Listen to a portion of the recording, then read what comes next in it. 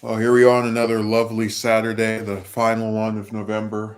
Uh, it's really crazy to think we just have a little bit over 4 weeks before the end of the year. Man, you know, um, the last month has really been characterized by this whiplash, where it seems like at least for me anyway, there's a tendency that when I get the most happy or excited about something, it'll be followed by a period where I just am extremely miserable or just not happy. And it's not just random feelings of dread or discomfort or whichever term you might want to use. It's always you start to think, oh, things we're looking pretty up, right? And then right after that there's some kind of incident or series of events that just causes everything to spiral into nothingness. I um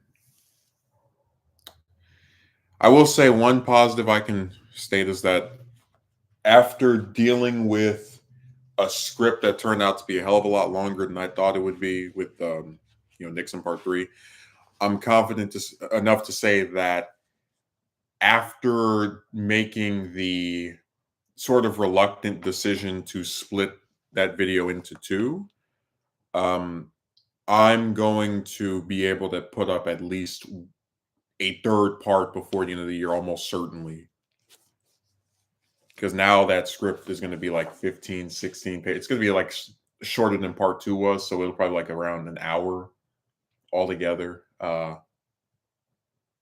If not an hour, probably like 45, 50 minutes, like somewhere around that time length. And that means I'll be able to just not necessarily breeze through it, but it shouldn't take 5 weeks, especially with as much as I've written. I'm off work until next, I think Tuesday. So I'll probably give it a few weeks to just kind of put everything together. Oh man.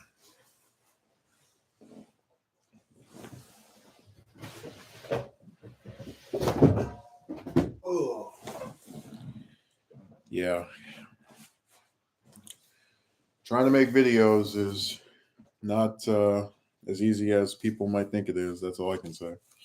Especially when you're writing scripts and you have all these different setbacks, whether it's stuff with your job or like real life obligations, and even outside of that, just things that are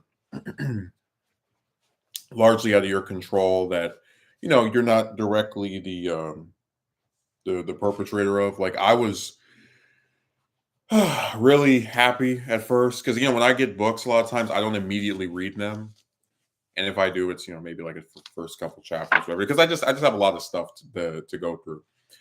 But I was reading this copy of Jack Valenti's A Very Human President, and I got to page. It might happen a little bit earlier, but this is like 226, and you go to the next page, and you get this. I said, man, I picked up a lot of novels. Again, like some books that are older than others, books that are 20 years old, 30 years old, even 40. But I've never, this might actually be the first book I've ever seen, again, out of any of the ones I've owned, that just has like blank pages, like pages where something was written there, but good luck figuring out what the hell it was.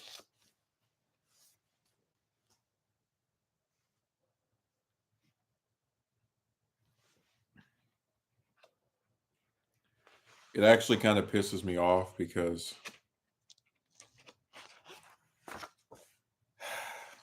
you get something, you get excited to have it, and then you open it up and you get crap. Not because the writing is bad. No, I'd like to see more of the writing.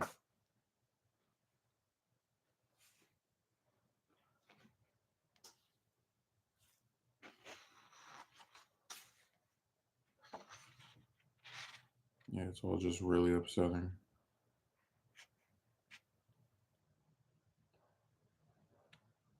So I think in all likelihood I'll probably end up getting a second copy. I normally don't like getting the same thing twice, but this book's going to be very essential to not even just Johnson Part 7, like Part 8, Part 9, because Valenti doesn't leave until 66.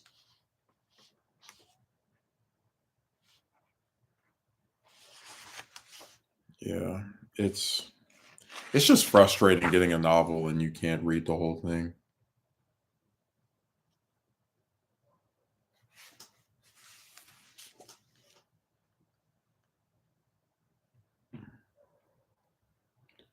But no, I will really I hate when you think you have something and you can, kind of go through it now and then it gets ruined by a thing out of your control. Let me go on here and see how much another copy would cost. Uh,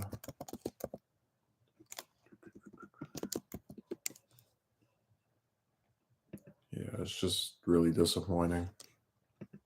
I noticed that a few weeks ago.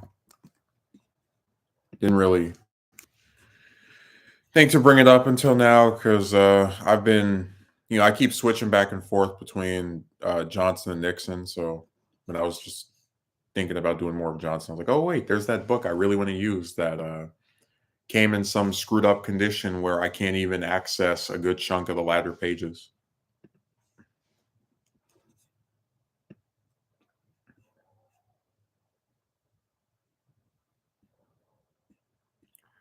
Let's see here. I see $7. Not bad. There was another book I wanted that was like 4, so that would mean I have to pick one over the other. Oh man, when you try to do something correctly and use all the different people that knew someone's, written works, you find out no good deed goes unpunished because when you get stuff like that, it's just an example of how frustrating these things can be.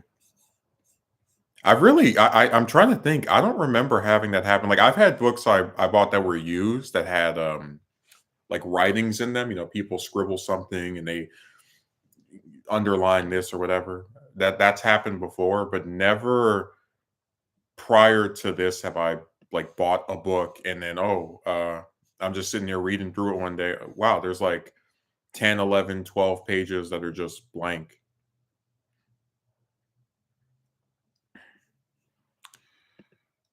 Yeah, the somebody's really selling that for $70. What the hell's wrong with that?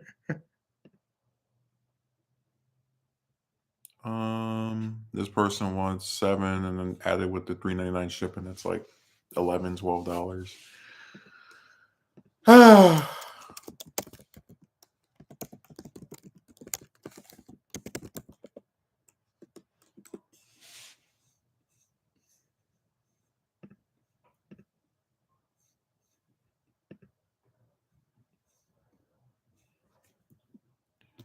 Yeah, my luck has run out with this stuff. I know I did not just see a crazy person list this for 400.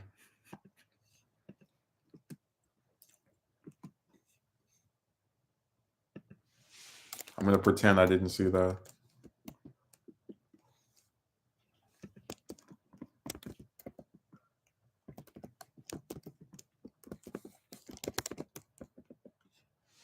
They had some cat outside that animals, they're so weird to me. Some of them will like let me pet them and then others kind of just and I guess I get a little bit more irritated at the fact when you see the same one over and over again and like you're very clear in the fact that you're not going to do anything to it, but it just keeps, you know, assessing you as a potential threat. Like you would think if it sees you over and over again, day after day, week after week, there's going to be like a basis of familiarity, but no. They just run and they go up staircases and they go around houses. I'm just like, man, I'm not. You really think I'm chasing you for real? Like, come on. But yeah, this is pretty lame, and it's even worse to know that there are probably who knows how many hundreds or thousands of copies of that thing that don't have that problem. I got stuck with the worst one. Yeah.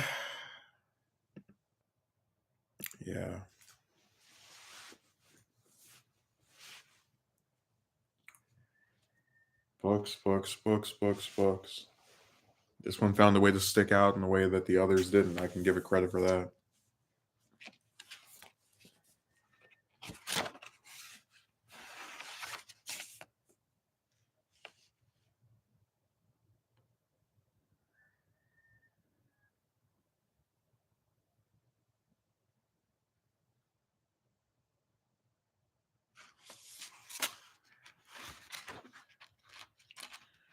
Yeah, I just I like to be thorough. This is just to go on like a little tangent. This is another one of those things that kind of makes me despise the economic situation because if I was not saddled with having to pay all the different things I have to pay, I would have, order another four, five, six books like that, and I would read through all of them and try to see what information I could extract and what I could put. But like the problem again is that you have to be very selective, and you never know what's going to come off, tomorrow or the day after that. It's just it's all so lame.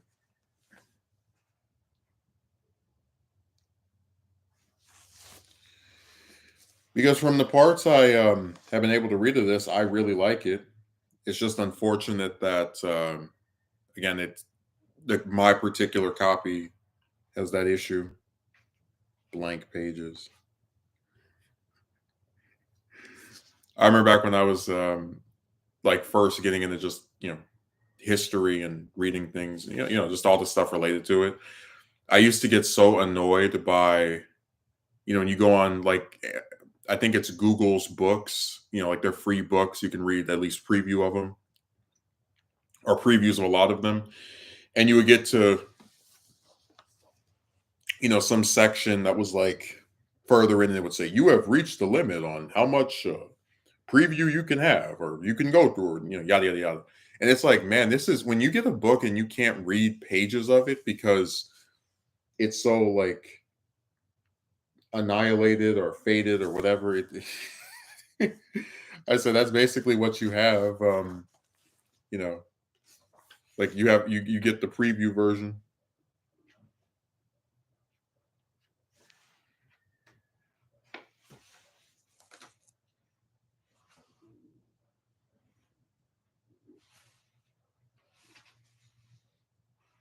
Man, I'm just thinking like two whole pages.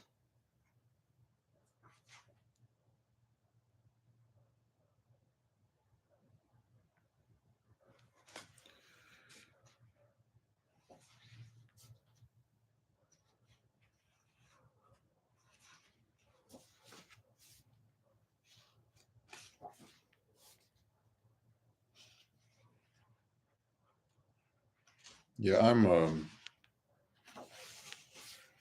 fixing to probably end up getting another copy. I guess I can use this one as a paperweight.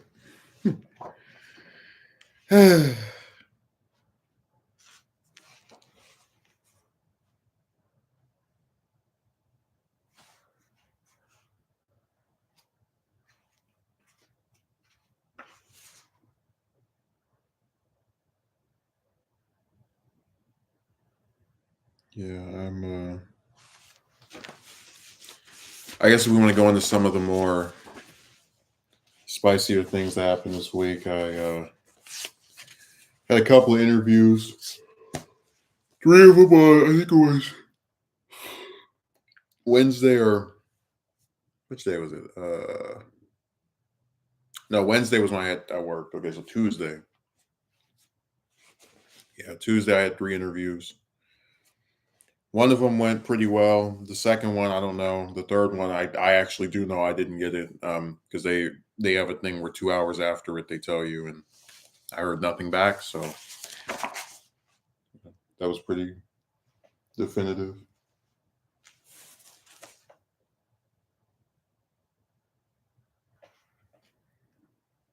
But no,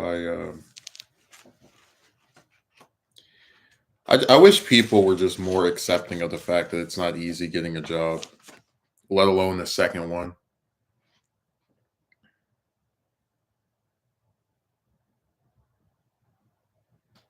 People just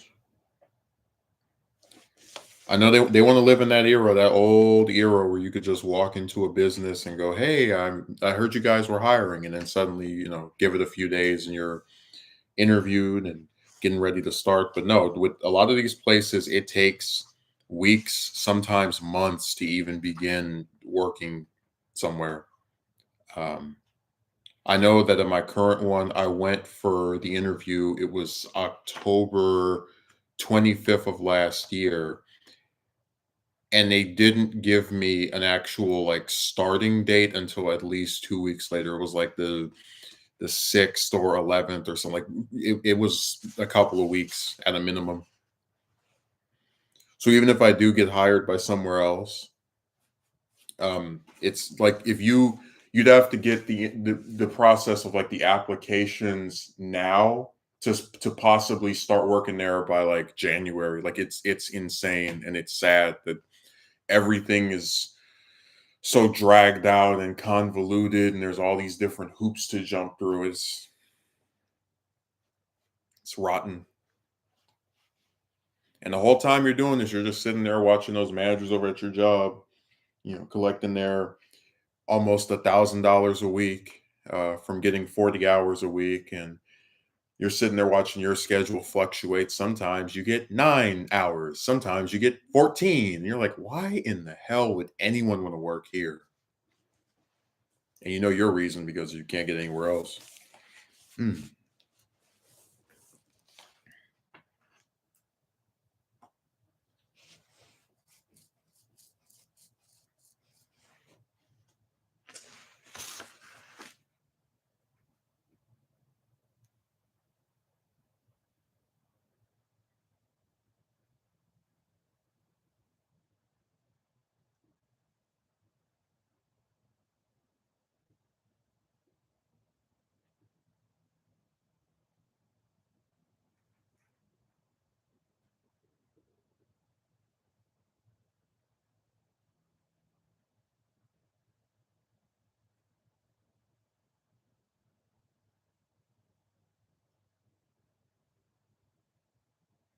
Yeah,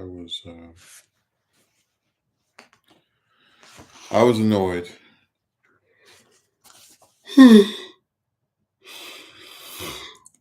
Mm.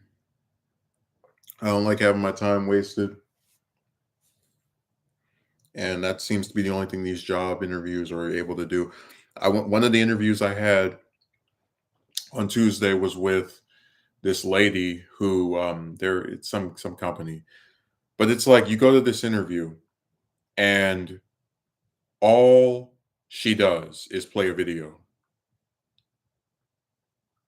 And as I'm sitting here just watching this, I'm like, man, how do we get to the point where because like they want you to be here at a certain time, they want you to, do all the other nonsense to possibly even be considered for this stuff. And they barely even talk to you. The whole dialogue is, "Hi, how are you? Can you hear me? I can hear you.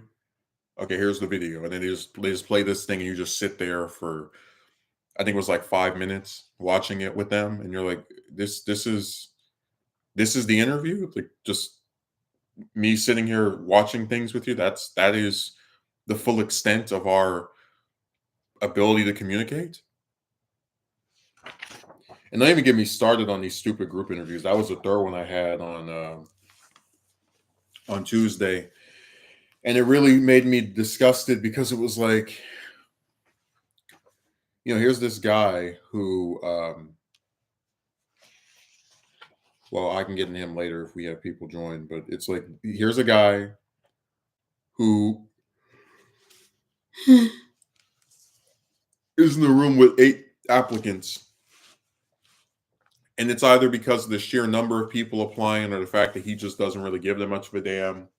He asked all of us a total of one question before,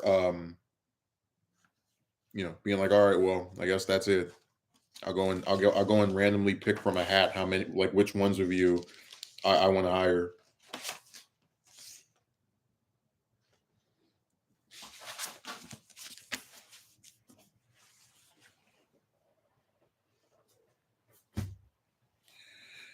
It's all just so lazy.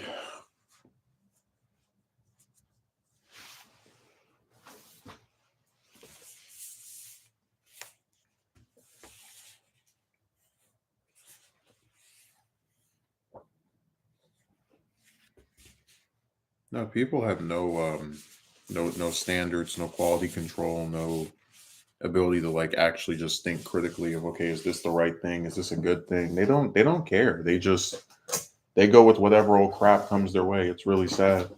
I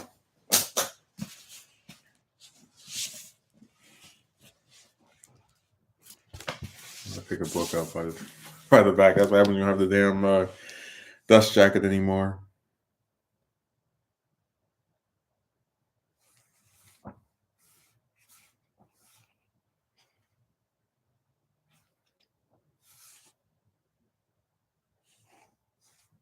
You know, I'm tired of these interviews. I'm tired of driving here, driving there. Thankfully, the three of them on Tuesday were not that way. I didn't have to drive to any of them. It was all virtual, and that I think that's the way that this stuff should go from now on. But one of them wants me to go and see them in person Monday at 11 in the morning, and I only hope that things go my way, but not with the kind of luck I've been having.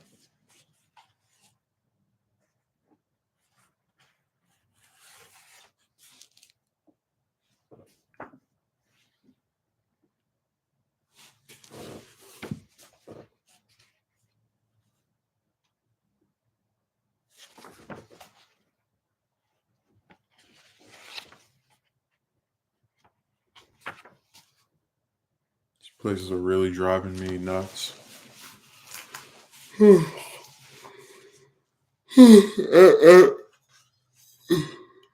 The trend I've noticed is that, because like I said, I know that the one that did the group interview didn't hire me. Is it seems like the places that do group interviews are the ones that are the least likely to actually hire me or like give me any serious consideration.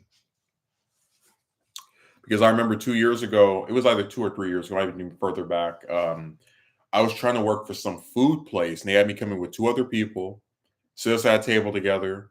I thought me and the manager had like a good rapport, but still, like again, nothing came out of that.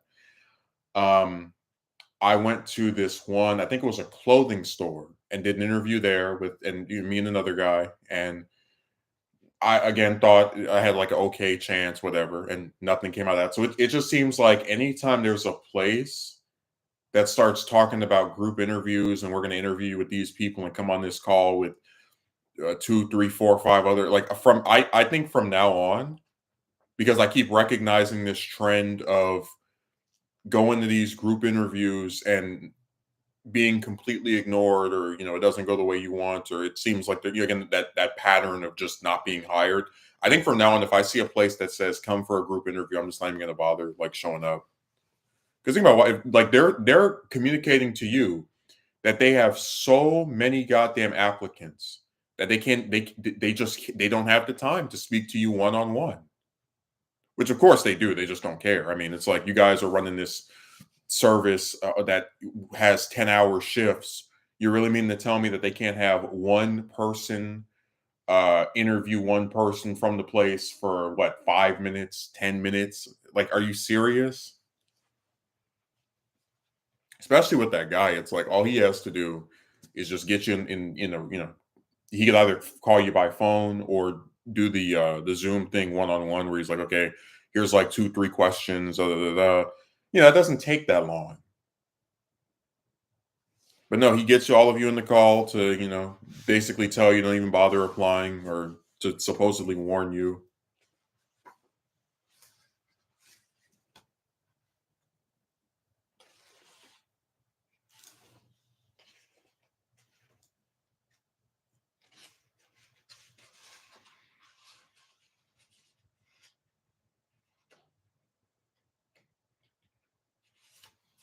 And so I'm just tired of my time wasted.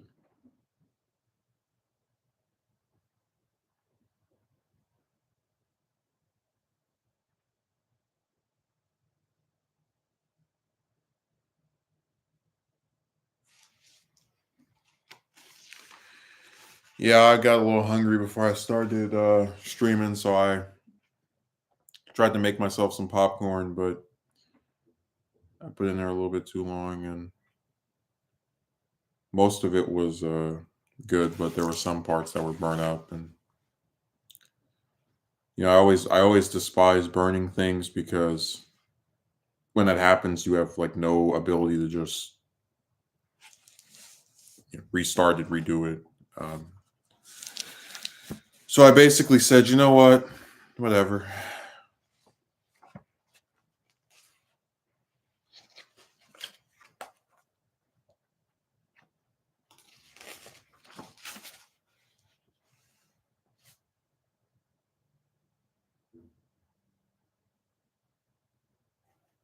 So you always have things just moving around out here.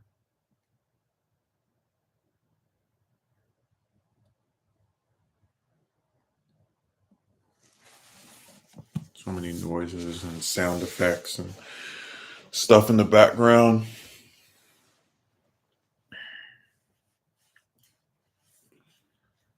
I mean, I'm really not in the mood to deal with anymore.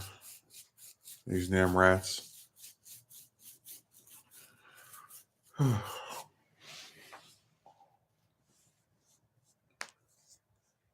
I can only hope that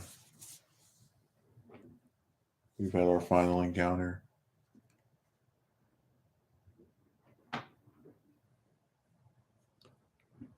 I know that when I started taping stuff up, I haven't like seen them in here since then, so that's probably an indicator that we might. I'm still gonna like do a little bit more stuff, like just keep making sure all the areas, and there's only like 2 of them where they could come through are just sealed.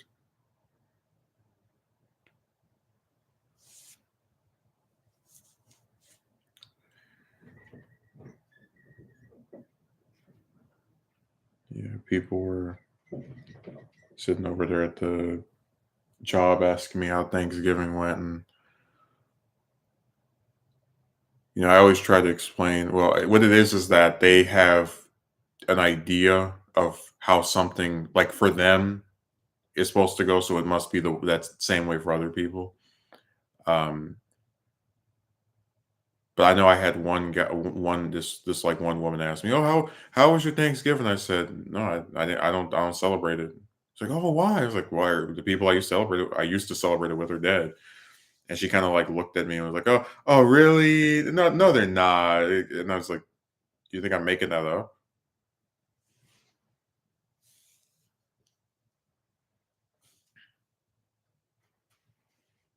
No, that whole day for me consisted of driving over to this one person's house and sitting with them for about an hour. And then coming back here and being given a free plate by my neighbors, which I appreciated and was not expecting. Um, I don't tend to ask people for things, so anytime they just do something out of the seeming kindness of their heart, it always tends to catch me off guard because you're just used to the rottenness of a lot of this other stuff. It was a nice assortment of food, and I actually still have some of the candy that they gave me down here. A lot of it I didn't eat because I was just trying to get to the actual real food. But I really appreciate it, and I thank them. And one of them had told me few days or about a week in advance. Like, oh yeah, I'll save you a plate, and I kind of just wrote off. I was like, oh yeah, sure. Um, but yeah, they actually did it. That is a gesture that I will not be forgetting anytime soon.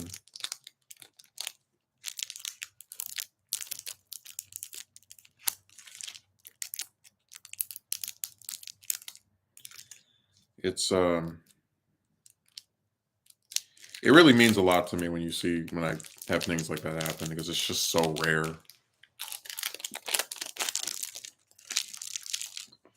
Like I have these days where I'll just think about the stuff with the job and how you go and you work for these jerks in this other city, do everything they want, always on time, no matter how ridiculously far away the place is. And despite all of that dedication, all of that consistency, they have no problem kniving you in the back if it means saving themselves a few more damn dollars.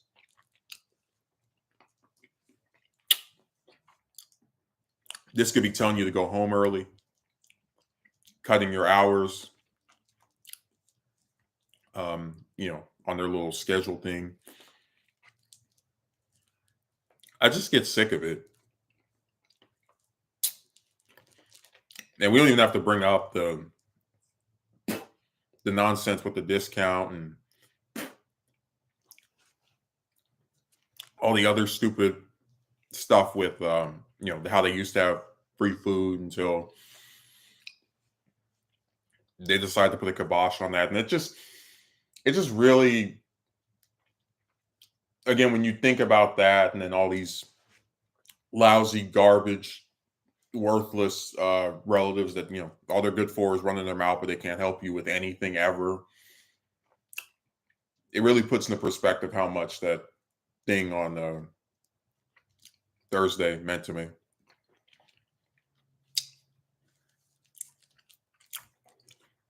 Because acts of kindness in real life are just getting increasingly rare.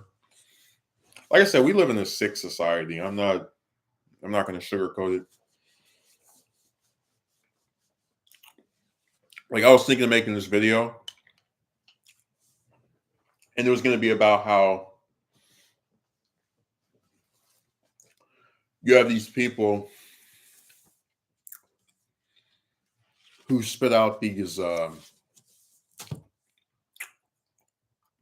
children, and they'll be the first ones to say, "Oh, I love my son, I love my daughter," yada yada yada. And you're like, well, okay, if you love your son, if you love your daughter, their most important thing in the world too. Why is it that you never planned for them?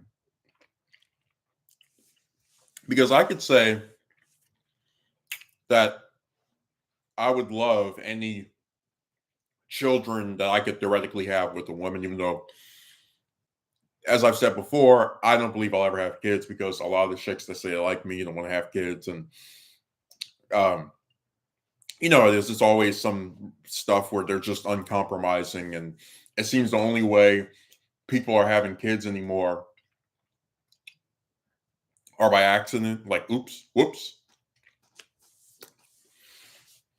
So for that reason, I don't think I'll ever actually, have a family. But in a hypothetical where I did,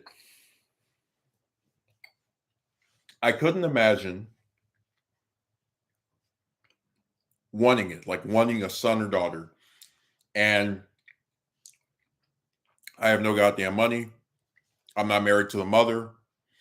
Um, the mother has nothing. See, because to me, that's not love.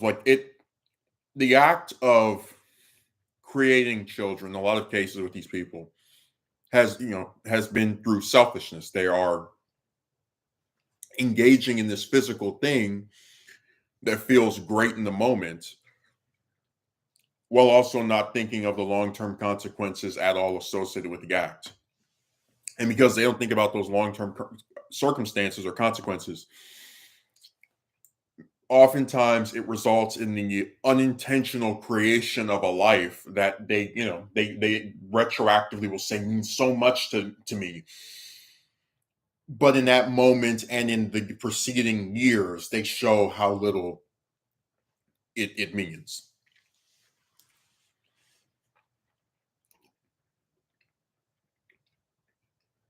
Like, I was thinking about this, I said,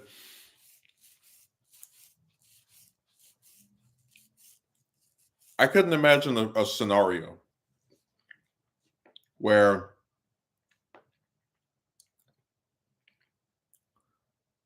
I have a son or daughter with some woman, and the woman is not my wife. She's not my live-in partner. Um, the child lives with one of us, but not the other. Like, it's so rotten because it doesn't have to be this way. Like, people don't just wake up and have kids. They are created through a very specific act. And as I said, many times people engaging in these acts are not thinking of the long-term consequences of doing these things.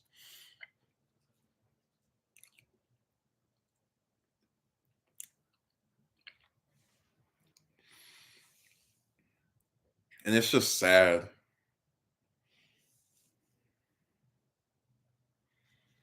I don't know if I'll do that video. Maybe I'll say the hell with it. There's always a lot of different videos I think of doing, and then I write like a little bit of it, and I'm like, oh, never mind.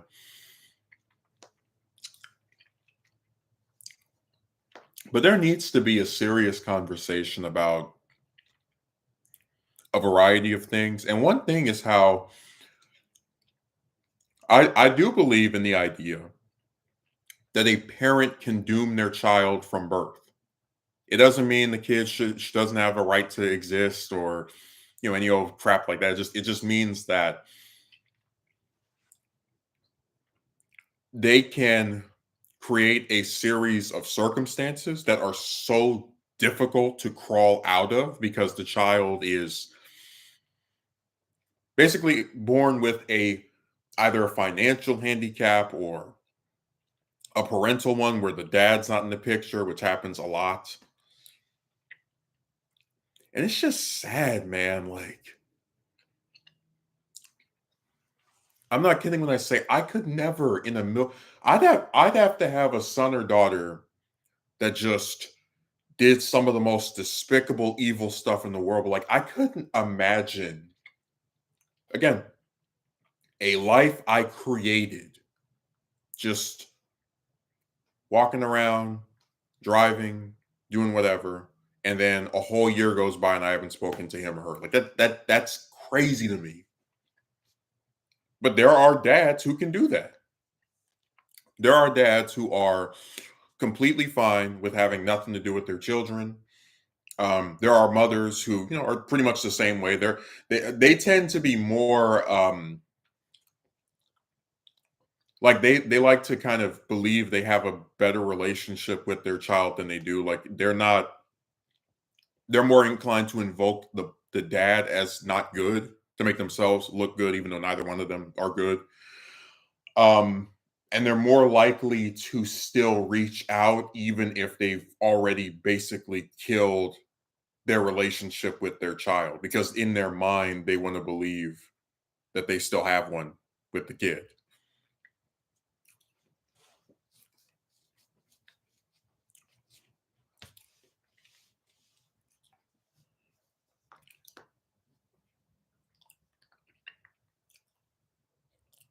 A lot of this stuff is built around selfishness and ego. People putting themselves above their own children, which, like I said, happens a lot.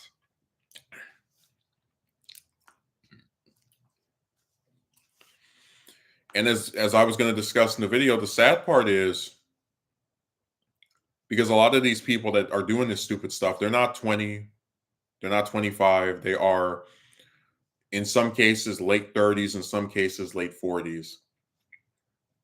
And after these decades, right, of just experiencing things that are not good, they are doing the exact same stupid stuff they've always been doing.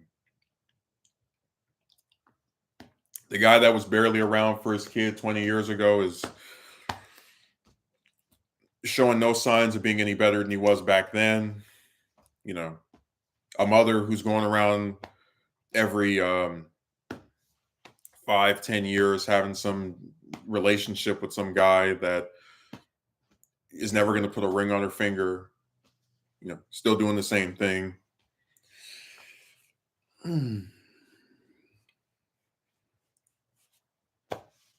It's sad, man, because I'm very serious when I say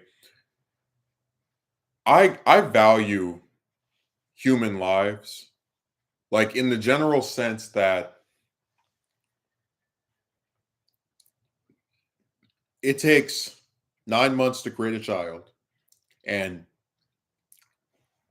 at any moment after those 9 months, and really at any moment after, like between conception and the 9 month, the delivery, um, the life can be taken away. And when a baby is born, it's at its most vulnerable, can't tell you what's wrong with it, which is like really scary when you think about it.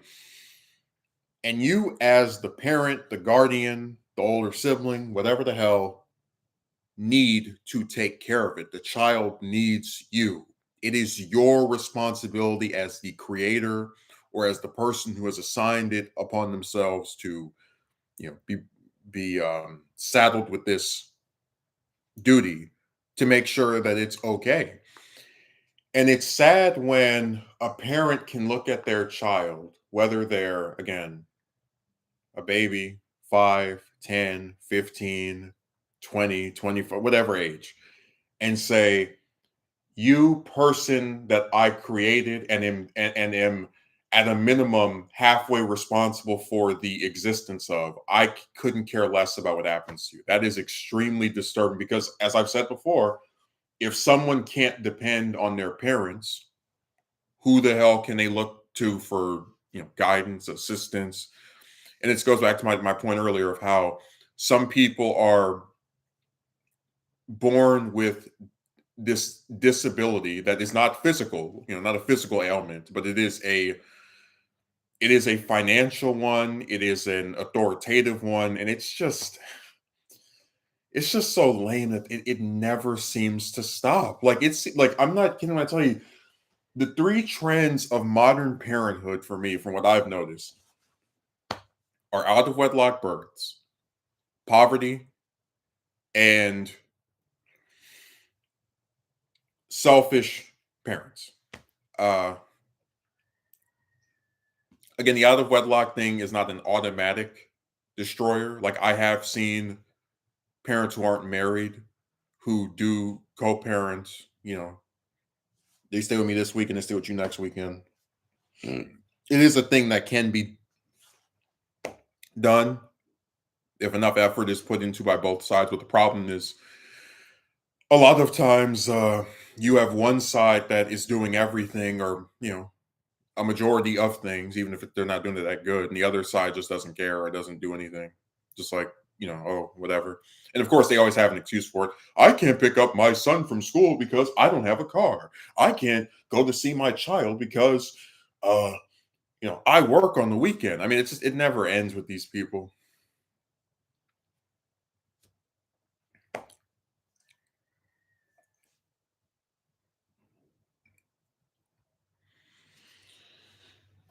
But yeah, it's sad.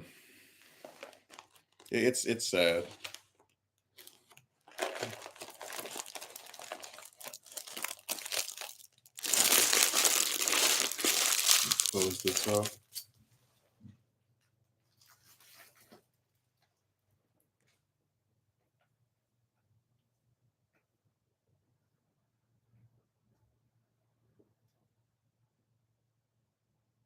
When I think of all the opportunities that just kind of seem to get thrown by the wayside, for a lot of people, it really makes me sad.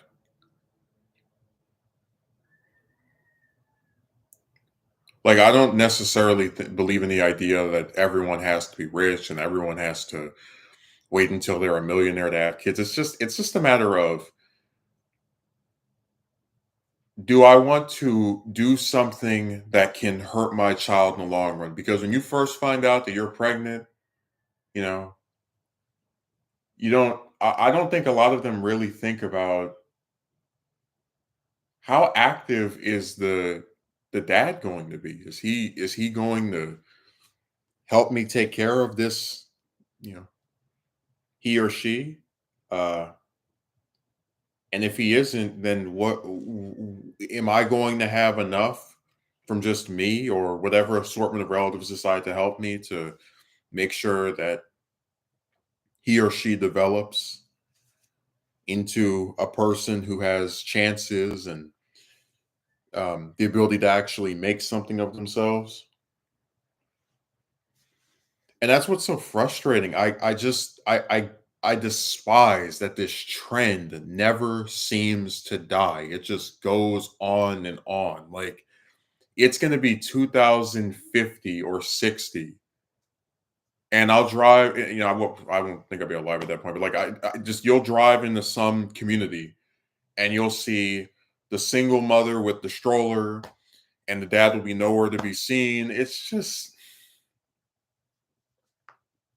it's sad. Like, it really makes me sick to my stomach that no matter how much they improve technology, no matter how much people see the things that happen to these kids that come out of these broken households, they're going to keep making it happen over and over again with just impunity.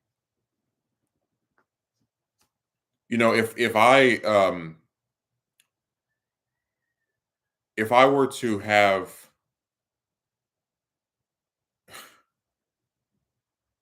a son or daughter and they're underage and I don't feed them and then they pass away, I'd go to jail. But then it's like these people, they barely have any damn money and they can just make kids and no one says anything about it. No issue.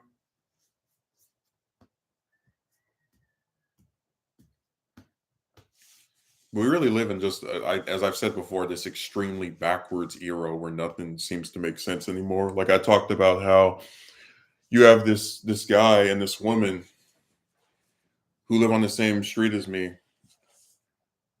and the woman has, I think it's a Tesla, really good car, and the guy has this big van that I like a lot. It looks very nice.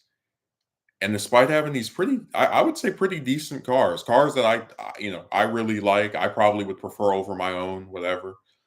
Um, they're living in a garage,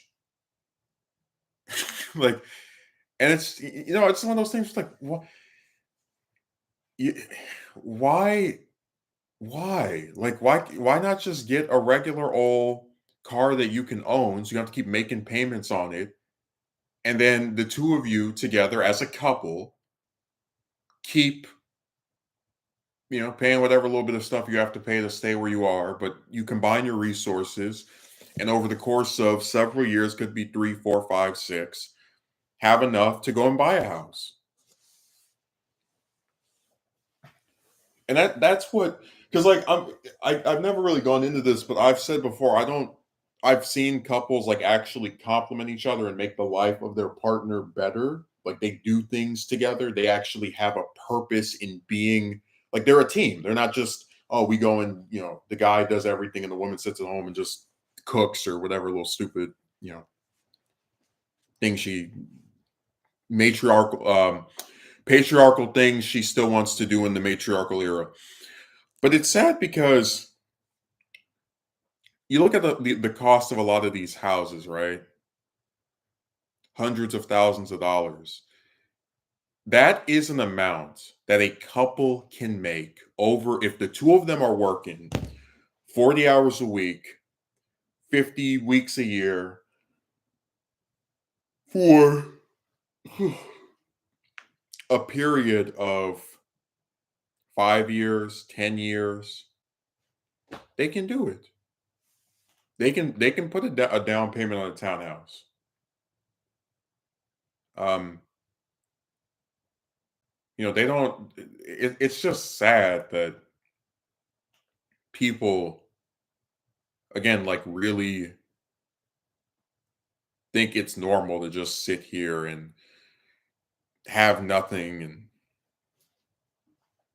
you know, repeat the cycle all over, all over.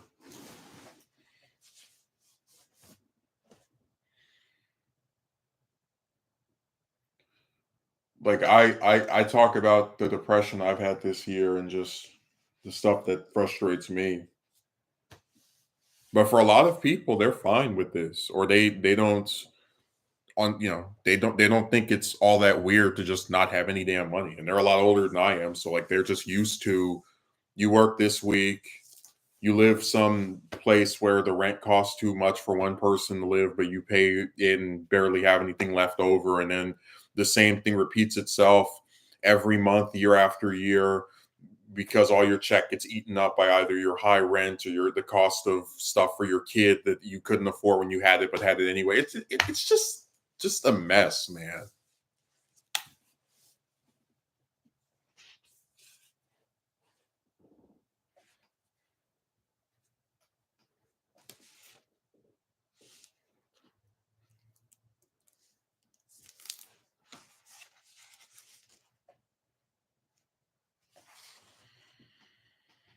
And this is why I can't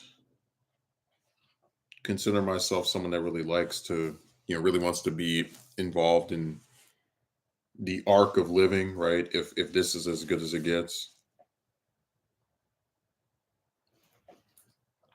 because I just think if people aren't happy now and don't have a reason to believe they'll be happy later on, then there's no point in being alive.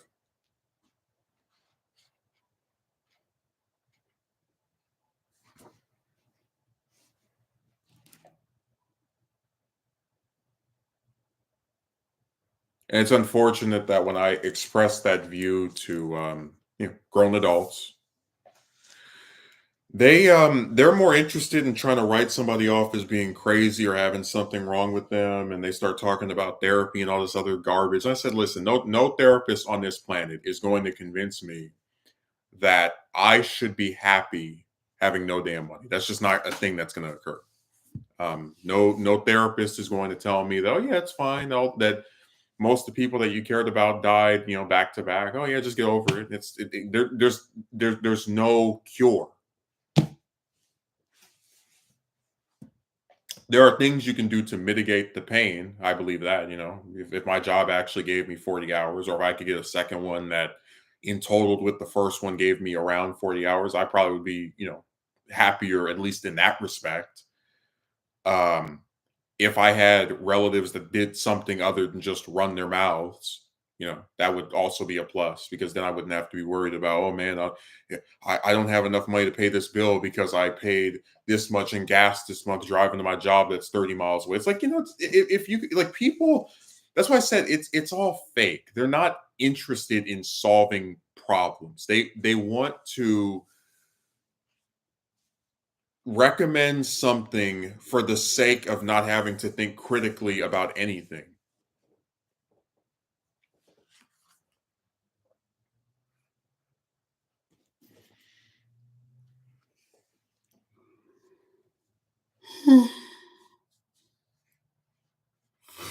Mm.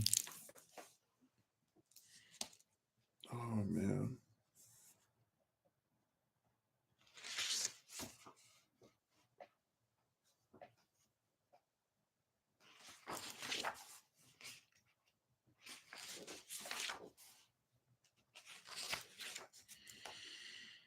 It's just sad that people are like this.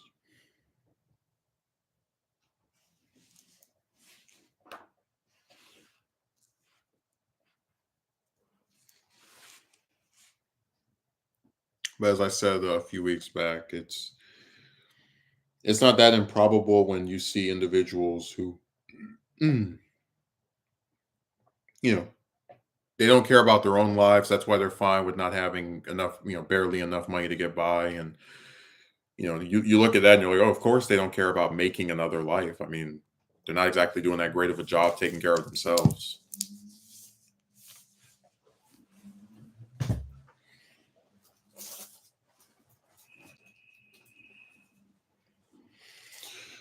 Um, to get on something slightly more positive, because I don't try to just always speak so disparagingly about things. Give it again a few more weeks. I'm gonna try to do Nixon Part 3. I might try to do a part of it as a separate video because I wrote the section on his first year as vice president, it would be a short video, probably like 10 minutes or whatever. Just recounting the events of the year. I might try to do that over the next couple of days. Again, I might, or just save it for just putting up the whole part 3 overall, just as like a little appetizer, like something, because I thought it was like, wow, part 2 came out 2 months ago. So yeah, I might try to do a little piece of that. And then today I'll probably do some more writing, and uh from then on probably I guess hmm. I mean, if I do part 4, then we'll just have probably 2 more to go until we get to the presidency.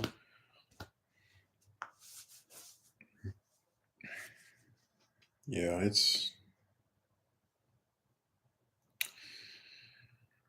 just one of those things where I'm just thinking about it.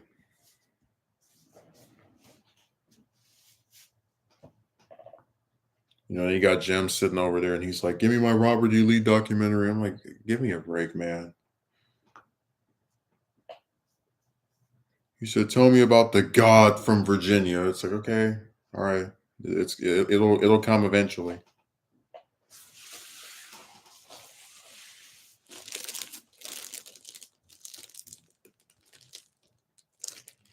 I mean, I do think Lee is interesting.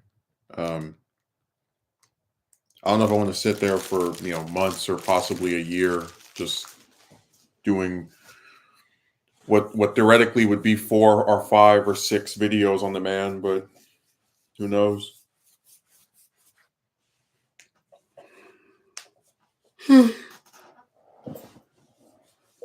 There's one guy, he was trying to say that he thinks I'm some presidential historian. I said, I don't have any fixation on American presidents. It really is just I like American history, and they tend to be at the center of it. But uh, in a heartbeat, I would do more stuff related to my state because there's a lot of governors of California that I think are interesting.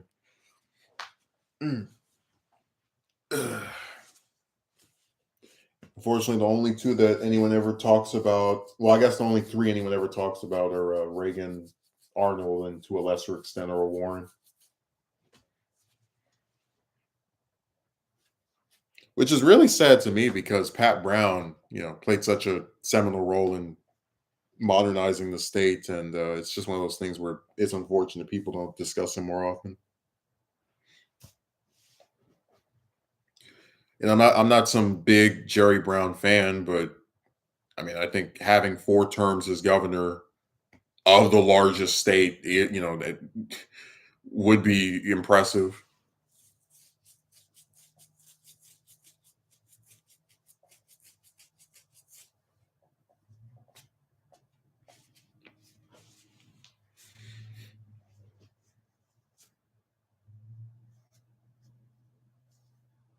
Yeah, it's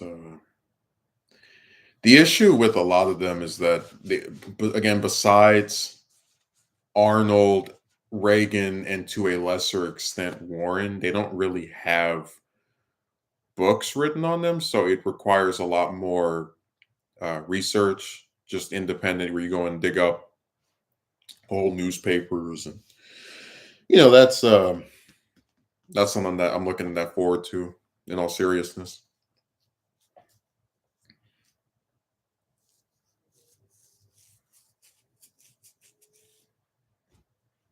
it's pretty wild to think about how just there are so many politicians, and it could be 10 years after they leave office, 30 years after they leave office, 50 years after they leave office, and nobody will write a single book on them.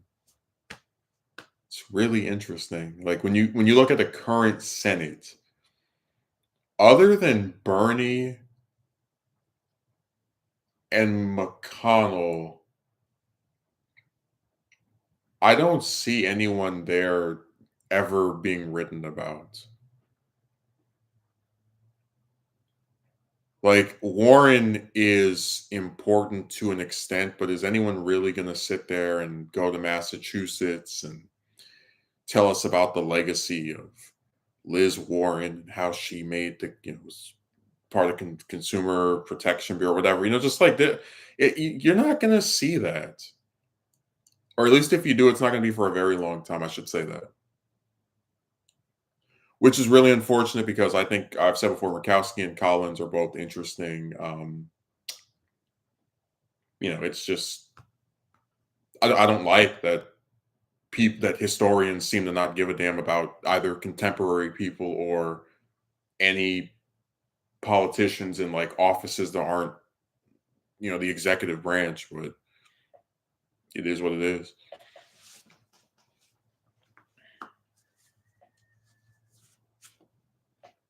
I could also do a video on just how leaderless the black community has become, where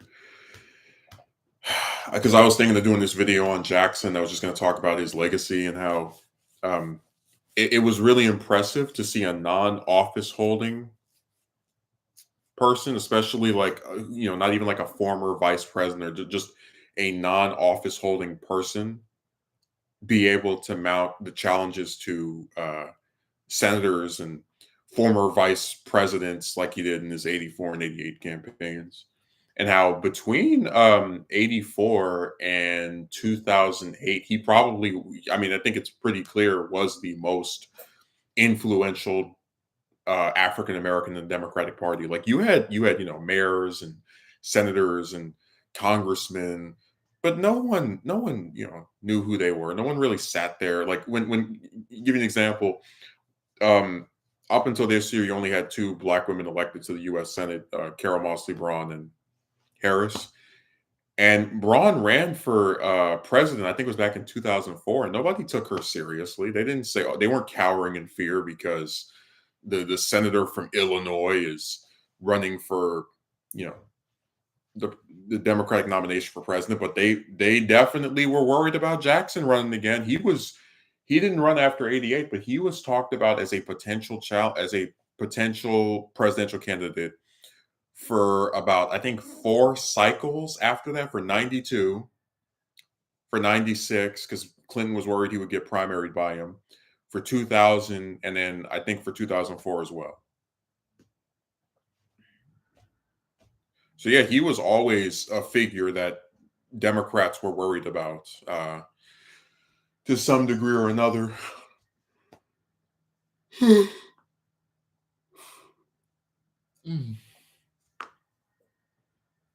So it's really sad to watch him just not get talked about by people and get completely overshadowed by Obama. Like he has basically become to Obama what a Philip Randolph and I guess to an extent Roy Wilkins or the Martin Luther King were. Like they blaze the path for this person to come along, and then they get completely overshadowed and like almost entirely ignored in the process. It's really sad.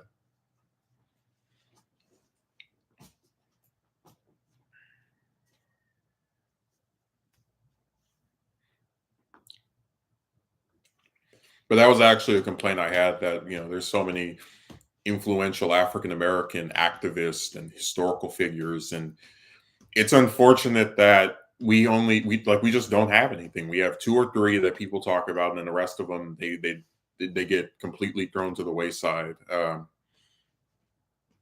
it's sad.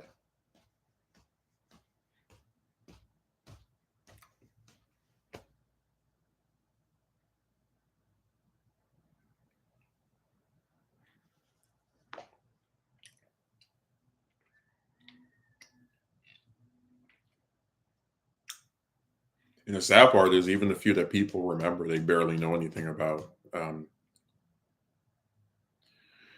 So it's just a concatenation of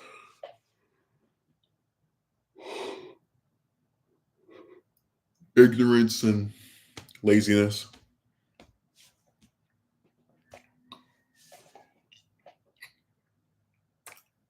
But no, Jackson had a biography, I think from 2000 by, I believe it was a South Carolina journalist. I'm forgetting his name, but I could use that for however long it is, like I think probably 500, 600 pages. And then after that, uh, rely on print sources for whatever other video I might try to make.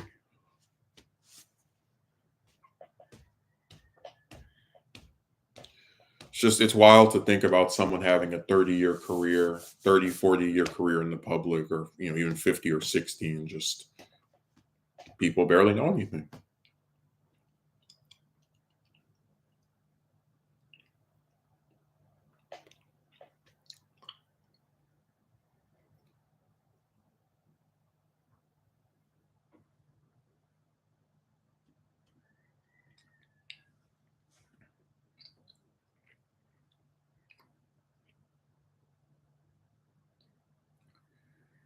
But no, those campaigns were so influential to what we ended up having in 2008. It can't be understated.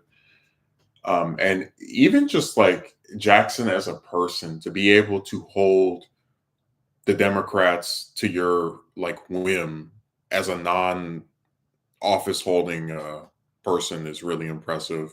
And even just to be able to get your name out there without holding office, like in this modern era, the only person who's been able to do that is Ramaswamy, and that's just because of all his damn money. Billionaires can just they can waste money on vanity projects like presidential campaigns that they know they're not going to win.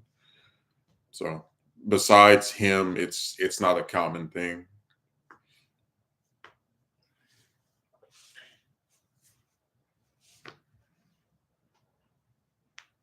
I mean, no, that's a great comparison right there. You have these two minority candidates who are both relatively young. Jackson, when he ran in '84, I think was like just barely 40, like very, very young, young enough to where again for 20 years they kept thinking he was going to run for president again after '88. But yeah, him and Ramaswamy have that like that similarity of being this like non-office holding minority person who is like appealing to the supposed extremes of their party. But whereas Jackson, like, bowed out and kind of tried to keep his cards on the table in terms of what can I extract from the party to get them to, in order for them to believe they're going to get my support. Ramaswamy just immediately folded to Trump after the Iowa caucus. It was really sad. He's just like, okay, master.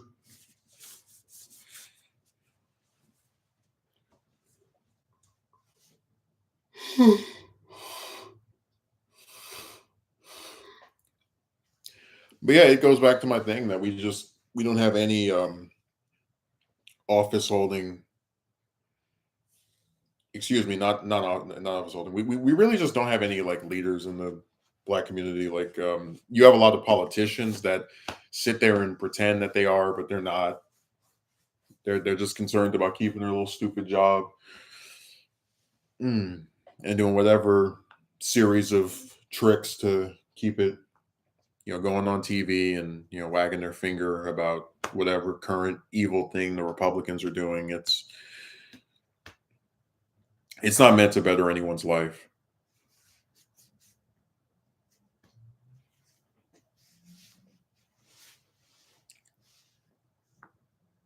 But no, I don't know. It just seems like everything is so inverted. Um,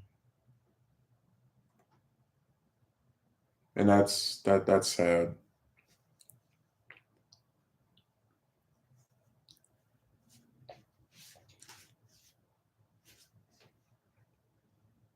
You know, there should be an excitement when we talk about certain people.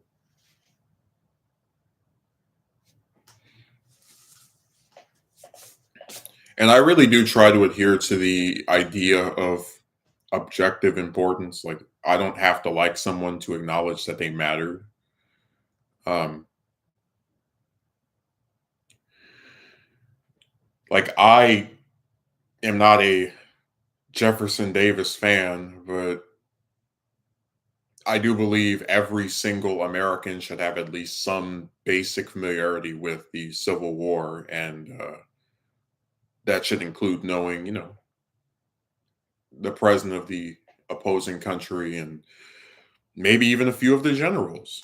I don't think all of them, but some on both sides. Like, if you're looking at the Union, Grant, obviously, Grant should be known just for being like president as well. It makes no sense that people forget him.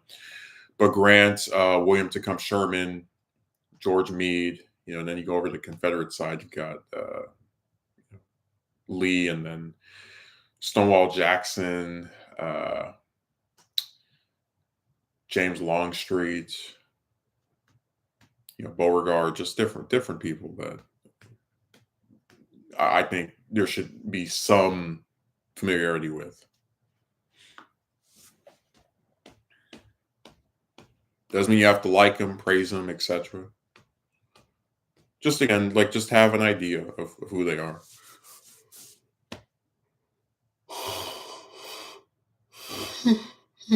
Mm.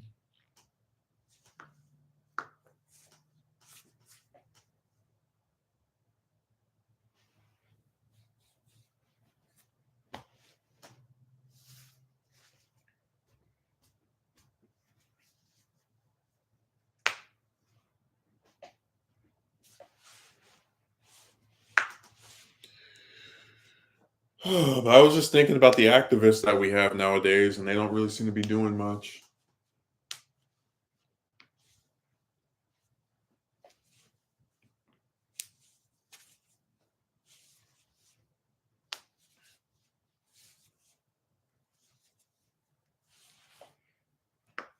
So it really does seem like having people who have the clout to even like run for office, but also are notable enough to where they don't have to be elected to anything to still make headlines is a thing of the past.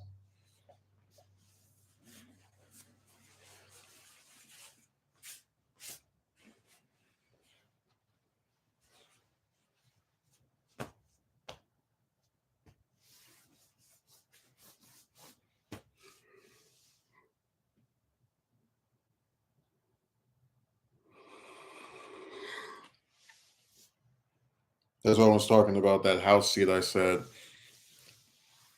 if it were me sitting there instead of that ridiculous person that is currently there, I would want to use that office again as like a vehicle for promoting protest on policies within the state of California that I think are ridiculous. Right, this whole anti homeless people thing that Newsom was doing.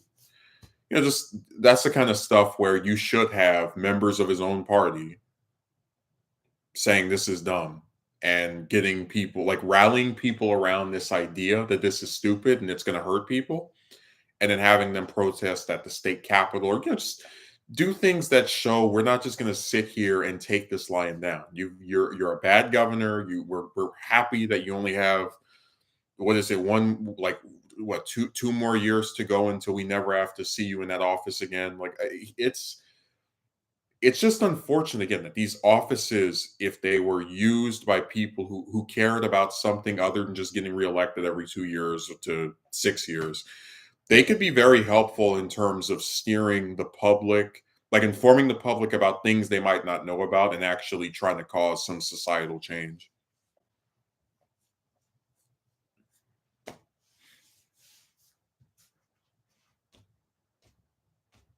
Like, I would love to just look. What are one of the biggest issues of California is homeless problem, right? Cost of living. Let's actually get some congressmen or just some activists together and try to fix this stuff. People have this, they've had housing experts talk about lowering cost or things that can be done to mitigate it. Let's go and watch and direct people to these things and try to get lawmakers to support this stuff. Because I've always said I would maintain as a prospective congressman that I don't have a problem opposing members of my own party or whoever the hell, because as far as I can tell, it's going to be my only term. They're going to run whatever type ads and nonsense to get rid of me, because they would despise me more than the Republicans do, because the Republicans are fine with the theatrics of pretending like you're actually changing anyone's life. But I would be very serious about, okay, this is not we're not about to sit here for 2 years and just talk. We want to actually see someone try to do something. And that's just not a thing that we seem to get all that often.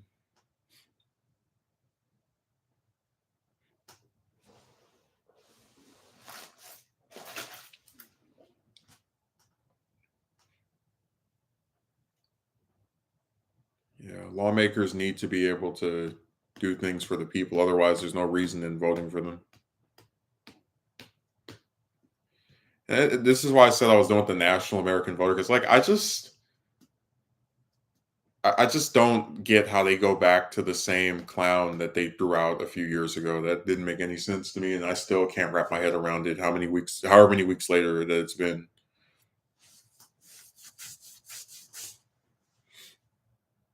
People just they do things that I simply can't understand. But yeah, I'm gonna probably go off of here and try to get a little bit of rest. I'm off tomorrow and Monday, so I'll be streaming again on Monday, and then I'll probably try to do some more editing related content, because I'm off for the rest of the for like the next several days. So that's gonna be real fun, I suppose. Thanks for watching. Have a good rest of your day.